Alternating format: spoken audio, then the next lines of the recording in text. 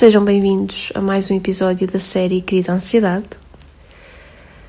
20 dias depois estou de volta e, para quem não está a par desta minha ausência, a primeira versão deste quarto episódio saiu há 2 semanas e, enquanto estava a editar o episódio, não estava muito contente com o resultado final, mas a verdade é que queria muito cumprir com o que estava estipulado e foi por esse motivo que eu publiquei o episódio.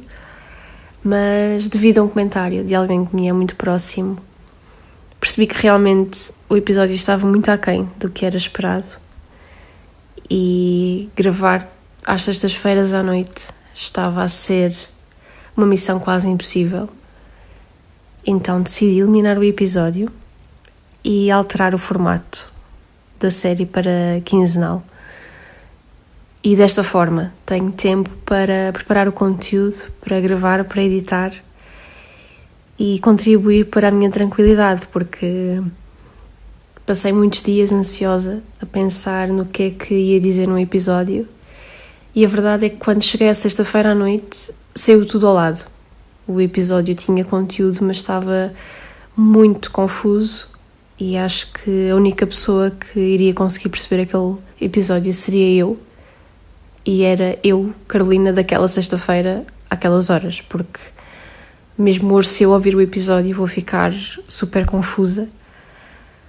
Portanto, acho que foi um imprevisto que ainda levei alguns dias a achar que foi um erro e que errei e fiquei-me a sentir muito mal, muito desiludida comigo, mas que me fez perceber que, de facto, a qualidade vem em primeiro e acho que vocês compreendem esta questão, portanto preferi alterar o formato e fazer uma pausa, porque estas 2 semanas também serviram como pausa, porque a verdade é, e eu acho que já mencionei isto no episódio anterior, é engraçado e não é, mas eu criei um podcast sobre ansiedade e tenho-me sentido muito ansiosa por causa deste podcast.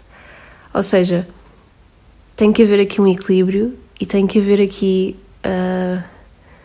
uma organização para eu conseguir trazer-vos conteúdo e ao mesmo tempo não me sentir ansiosa por isso. Portanto, acho que esta pausa me fez bem, me fez repensar e admito que cheguei a pôr em causa o podcast e a pensar em desistir de tudo.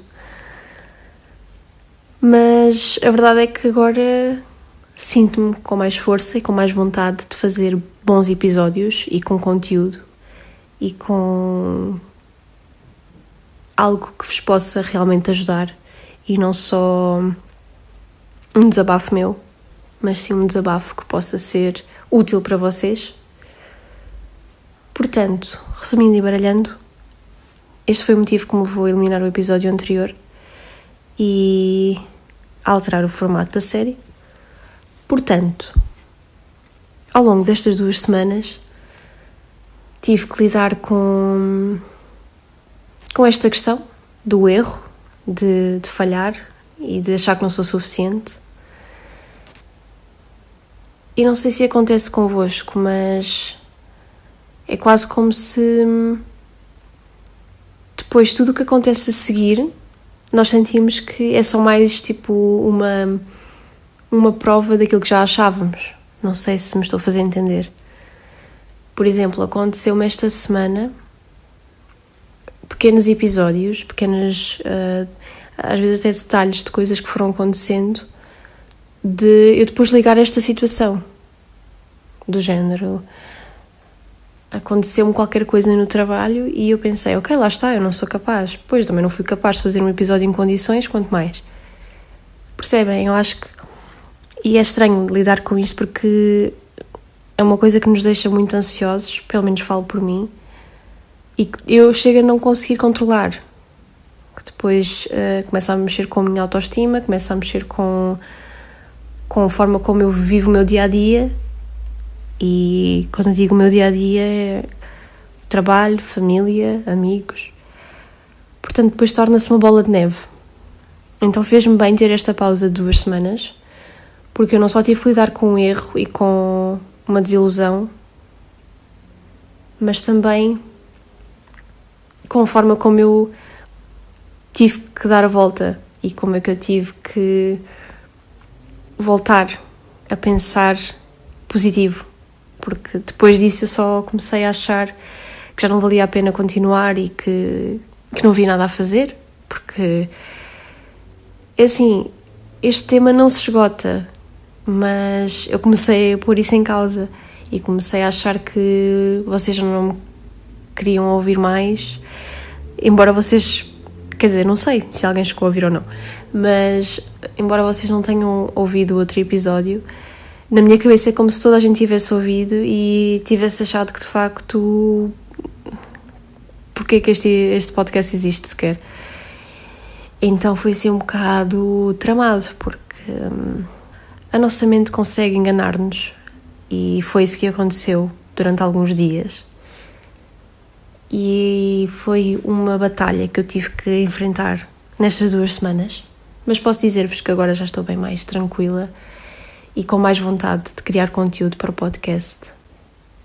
E outra questão que eu também queria trazer, e acho que isso vos pode ajudar, é: tentem perceber quem são as pessoas que vos trazem tranquilidade e que vos conseguem ouvir, porque eu acho que para nós que vivemos com ansiedade diariamente, é engraçado como às vezes há pessoas com quem nós nos cruzamos e com quem nós temos que lidar diariamente que nos trazem uma tranquilidade e às vezes as próprias pessoas nem percebem, mas sem fazerem nada, às vezes deixam-nos mesmo tranquilos e seguros. E eu acho que isso é super curioso e super bonito até. Por isso, tentem rodear-se de pessoas assim, porque só nos vão ajudar a lidar melhor com os nossos pensamentos e com os nossos medos. Portanto, é o meu conselho, porque foi uma coisa que eu me apercebi nestas 2 últimas semanas, que já era uma coisa que eu sentia antes e por acaso tenho a sorte de lidar com pessoas assim e de ter uma pessoa comigo já há alguns anos que me faz sentir isso. Então eu acho que às vezes é bom também agarrarmos-nos aos outros neste sentido, percebem? E a nossa ansiedade é um bocado tentar tornar-nos amigos da nossa ansiedade, se é que isto faz sentido. Mas foi uma coisa que eu me apercebi ao longo destas 2 últimas semanas, que é: a nossa ansiedade não é nossa inimiga. Nós temos é que saber usá-la a nosso favor. E se for preciso usar a tranquilidade que os outros nos dão para isso, perfeito. Por isso, não sei se vocês já tinham pensado nisto ou não, mas eu acho que é o equilíbrio, não é? Porque às vezes nós nem sabemos o que é que os outros estão a passar, ou se os outros estão a sentir o mesmo que nós.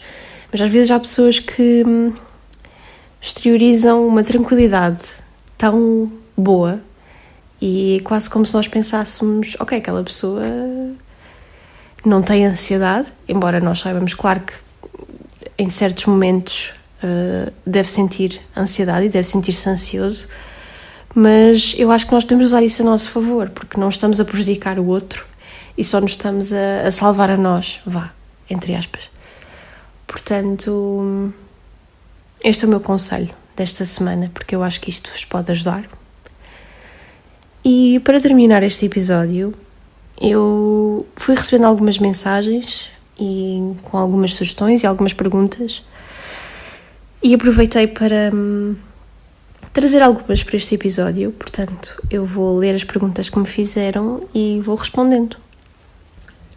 A primeira pergunta é: como é viver diariamente com o teu transtorno? ok, eu acho que nunca tinha pensado nisto, mas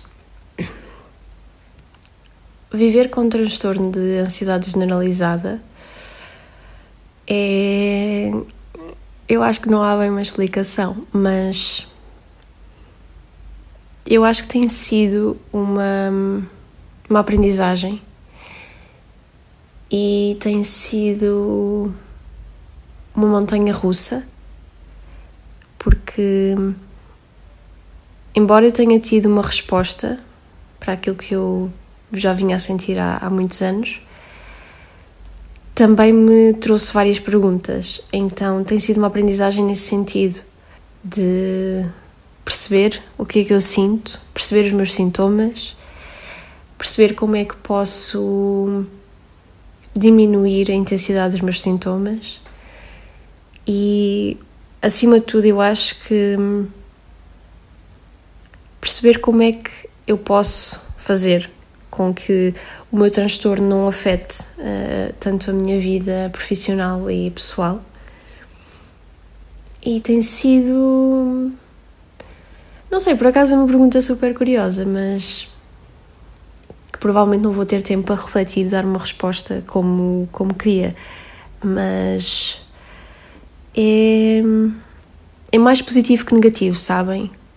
Obviamente que tem as suas partes negativas, mas por outro lado é positivo, mais porque, como eu disse, é uma resposta, sabem? E eu levei muito tempo sem perceber o que é que se passava comigo e agora tudo faz mais sentido, então é positivo nesse sentido. Eu já não faço tantas questões porque entendo que tem a ver com o meu transtorno, então eu acho que sim, que é super positivo e tem sido uma aprendizagem e um processo.